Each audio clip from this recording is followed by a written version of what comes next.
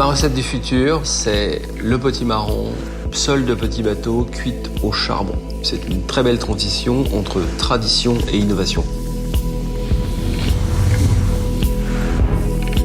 La gastronomie du futur, c'est de ramener finalement le monde rural dans un écosystème urbain. En agriculture urbaine, on essaie de s'adapter à l'urbain. On va chercher de la verticalité et donc on va essayer de cultiver en tours. On appelle ça des tours en aéroponie. L'objectif, c'est d'avoir une agriculture plus durable et donc de pouvoir utiliser des nutriments pour les plantes qui vont être d'origine naturelle. Et on a envie d'avoir des villes plus vertes, plus agréables à vivre.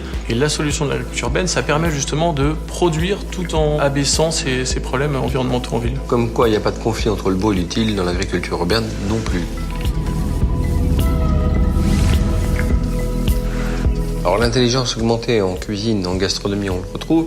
Ces fameux nouveaux mariages, le pairing, comme on dit, c'est intéressant d'en parler quand même. L'association potiron, vanille, cacahuètes grillées, ça fonctionne en bouche. L'idée, c'est de décortiquer scientifiquement ce que sont ces molécules aromatiques. Et quand il y a des molécules communes, eh bien, ça va exciter les mêmes récepteurs. Et donc, il y a une émotion commune qui arrive au cerveau. Et donc, entre guillemets, ça fonctionne. Ça, c'est peut-être le couvercle de demain. Grâce à ce couvercle, eh bien, toutes les vapeurs vont remonter et vont retomber dans la casserole. Donc, on va travailler en milieu clos, à plus basse température, et on va garder la fraîcheur d'un légume ou d'un fruit. Réfléchir sur la casserole de demain, c'est aussi se dire, récupérons ces arômes.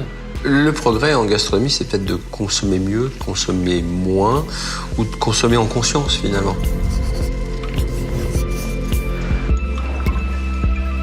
J'aime bien parler de design en cuisine aussi pour mes dressages parce que je considère qu'il n'y a pas de conflit entre le beau et l'utile. C'est le résultat qui nourrit le design. Il doit avoir une homogénéité, une cohérence dans son design pour que la diffusion de chaleur soit parfaite. La courbure à la française permet une bonne prise en main et un éloignement de la main de la source de chaleur. Donc vous avez un résultat qui est un outil technique et qui est beau parce qu'il est technique.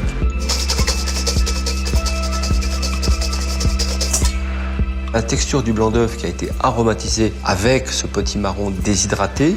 Ensuite, il y aura cette gelée semi-prise qu'on va finir sur une texture très douce, presque une texture de dessert où on va tomber sur ce mélange potimarron, cacahuètes, vanille. Ces molécules finalement vont s'assembler pour créer une véritable émotion à la dégustation. C'est donner de la mémoire à de l'éphémère. La gastronomie, on veut la projeter de plus en plus loin parce que c'est quand même un lien social extrêmement fort pour des humains.